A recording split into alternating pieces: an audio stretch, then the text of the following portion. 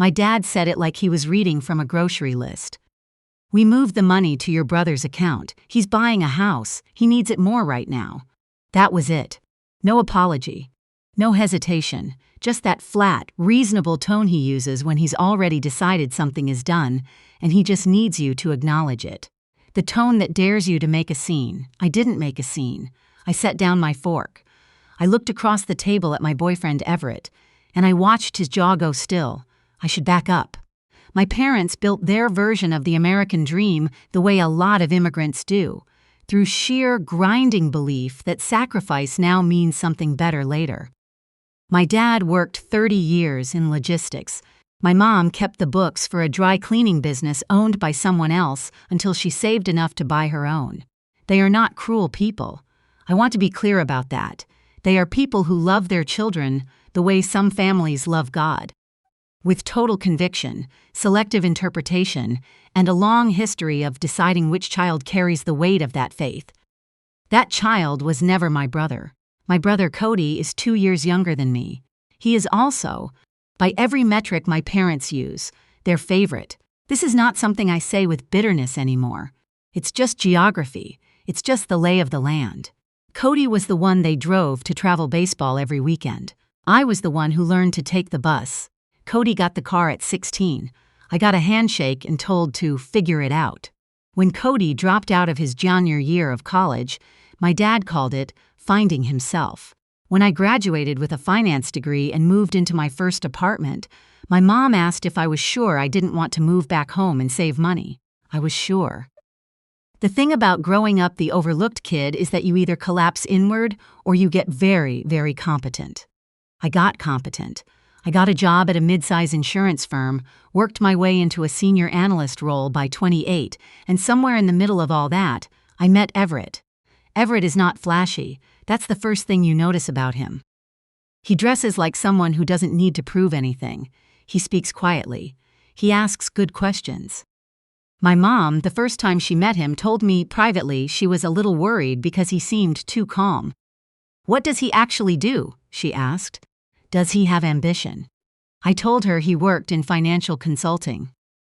She nodded slowly in the way that means she wasn't satisfied but was tabling it for now. What I didn't say, what Everett and I had mutually agreed I wouldn't lead with, was the full picture. Everett runs a boutique forensic accounting firm, 11 employees. Contracts mostly with mid-size corporations and occasionally law firms. He had built it from scratch starting at 24 after watching his former employer cover up a fraud that cost dozens of employees their retirement. He doesn't talk about it at dinner parties. He doesn't wear it on his sleeve. He just does the work. But I am getting ahead of myself. 3 years ago, my grandfather, my mom's father, had a stroke. It was mild, but it changed things. He recovered most of his speech and his mobility, but he got slower, more trusting. He had always been a careful man with money, but after the stroke, he started forgetting. He would pay a bill twice. He would agree to things he couldn't remember agreeing to. My grandmother had died a decade before, and my grandfather had been quietly fine on his own. He had a house he owned outright, a modest investment account, and a pension. He was comfortable. He was not, as my brother apparently saw it, fully supervised. Cody moved in to help about 8 months after the stroke. This was framed, loudly, publicly, at every family gathering as a sacrifice. Cody was giving up his apartment, his freedom, his time, to care for Grandpa. My parents praised him constantly for this. My aunt mentioned it at Thanksgiving like it was something from the Bible. I lived 40 minutes away. I came every other weekend. I brought groceries, sat with Grandpa, watched movies with him, called every Tuesday. This counted for nothing in the official family ledger because I wasn't there. I wasn't sacrificing. What I didn't know until much later was what Cody was doing while he was there. The dinner where my dad announced the money, I need you to understand how it happened, because the manner of it is the thing I still can't shake. It was a Sunday. My parents do Sunday dinners the way other families do church. Non-negotiable, sit down, everyone present. Everett had been coming for almost a year at that point. He was easy at those dinners. He helped my mom carry dishes. He listened to my dad's stories. He never tried too hard. We were somewhere between the main course and dessert when my dad made his announcement. Cody wasn't there that night. He said he was tired, which was accepted without question. My dad said he and my mom had talked it over, and since Cody was settling down, buying a place of his own finally, they were giving him the money from the joint savings account they'd been building with me for the last 6 years. I want to explain what that account was. When I started working, my dad had an idea. He proposed that each month, he and I would each contribute a small amount to a shared savings account.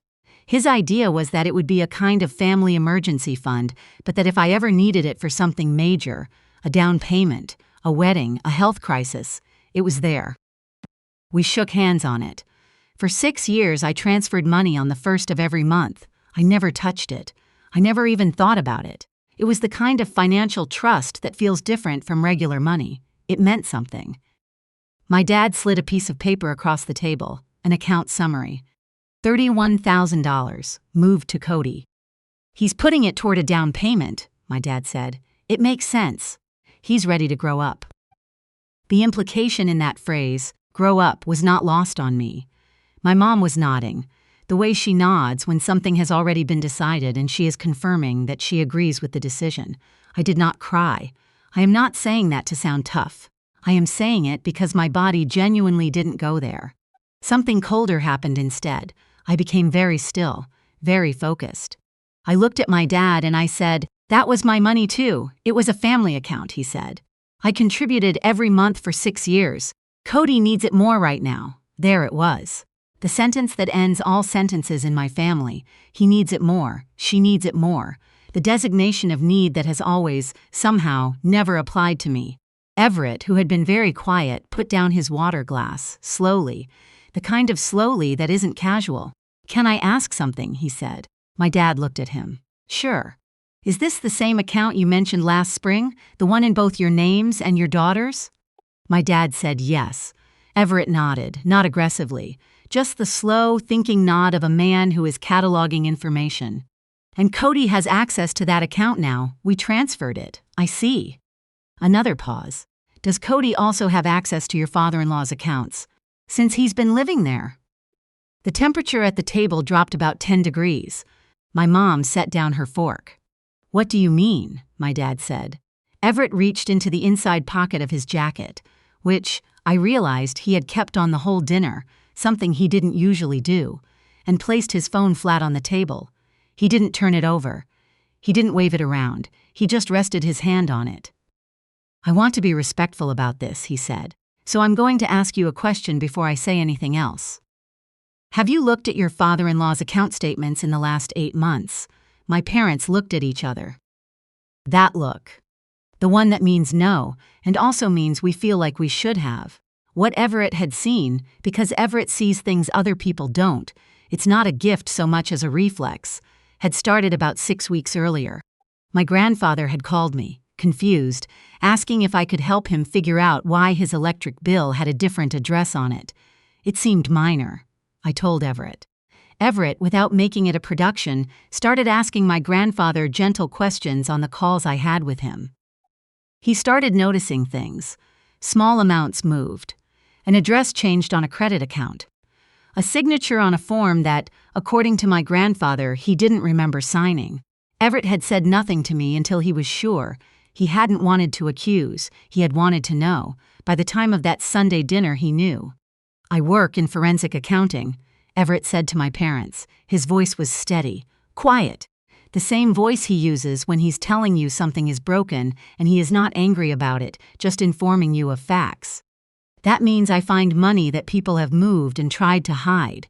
I do it for companies. I do it for law firms. I've done it for families." He looked at my dad directly.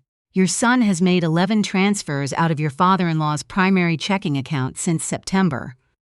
The amounts are small enough to stay under automatic flags. 900 here, 800 there. They go to an account in Cody's name. In total, it's a little over $14,000. The silence was the kind that doesn't feel empty. It feels full. My mom's hand went to her mouth. "That's not possible," my dad said. But he said it the way people say things when they're hoping to be told they're right. Everett turned over his phone. He had the documentation laid out in a clean, simple format: dates, amounts, account numbers. Nothing accusatory, just the math. My dad stared at it for a long time. I had been watching my mom. She was not looking at the phone. She was looking at the table, and I could see something moving behind her face. Not shock, exactly, because I think part of her had been not looking at something for months. It was more like the specific grief of being forced to look at a thing you chose not to see. Cody said he needed to cover some of Grandpa's expenses, she said finally. Her voice was small. With his own money, Everett said, not with Grandpa's, and not with transfers he made without authorization. I had not spoken in what felt like a very long time. I looked at my dad. I said, "And you gave him $31,000 today." He didn't answer. He was still looking at Everett's phone. After a while, he said, "What do we do?" It wasn't a question exactly. It was the sound a person makes when they have run out of their own answers. Everett said, "First, you protect your father-in-law. Change the account access. Today, if you can, I can help you make a list of what to do and in what order. Second, you decide, as a family, what you want to do about the transfers. You have options. Third." He looked at me, and then back at my dad. "I think you and your daughter have something to talk about." He picked up his phone, put it back in his jacket, reached over and took my hand under the table. "Here is what I have learned about my parents in the years since. They are not bad people who do not love me. They are people who built a story about which of their children needed protecting, and then stopped questioning the story. My brother lived inside that story for so long that he started to believe it too, that things should come to him, that access meant entitlement, that need was a currency he could keep printing. When we confronted Cody, he cried. He said he was going to pay it back. He said my grandfather had told him it was okay. My grandfather, when my parents asked him directly, said he hadn't known anything about it. He said he thought Cody was just helping him. Cody did not go to prison. My parents did not call the police, which is a decision I understand even if I don't entirely agree with it. What happened instead was structured. Cody signed a repayment agreement, witnessed and documented. My grandfather's accounts were restructured with my mother as co-signer and a monthly audit. Cody moved out by the end of November. The $31,000 came back to me in the form of a check from my parents, written out in my name. My dad handed it to me at a dinner in early December. Smaller than Sunday dinners, just the three of us. He didn't make a speech about it. He slid it across the table and said, "This was always yours." It's almost the same motion he used to slide the account summary across the table in October, the same hands. A different direction. I said, "Thank you, I meant it. I'm not going to tell you that everything is fixed. My brother and I do not have a relationship right now. My parents are in a place I'd call cautious repair. They are trying, and I am letting them try, and some weeks that is enough and some weeks it isn't. My grandfather is doing better. He calls me on Tuesdays, same as always. Last month he told me that Everett seems like a man who pays attention, and that this is rare, and that I should keep him. I already knew that. But it's still nice to hear. Everett and I got engaged in February, not in a restaurant with a photographer. In the kitchen, on a Tuesday night, while I was washing dishes and he was drying them, and he said, "I've been meaning to ask you something." Just like that. Quiet. Certain. I said yes before he finished the sentence. "We haven't set a date yet. We're not in a rush. We're building something carefully, the way he does everything. The way I've learned to do things, too. Not rushing toward the version of a life that looks good from outside, but taking time to make sure the foundation is what it's supposed to be." My mom asked when I told her if we had talked about where the wedding would be. I told her we hadn't decided yet. She said, "Let me know if you need anything." I told her I would. I actually think I might.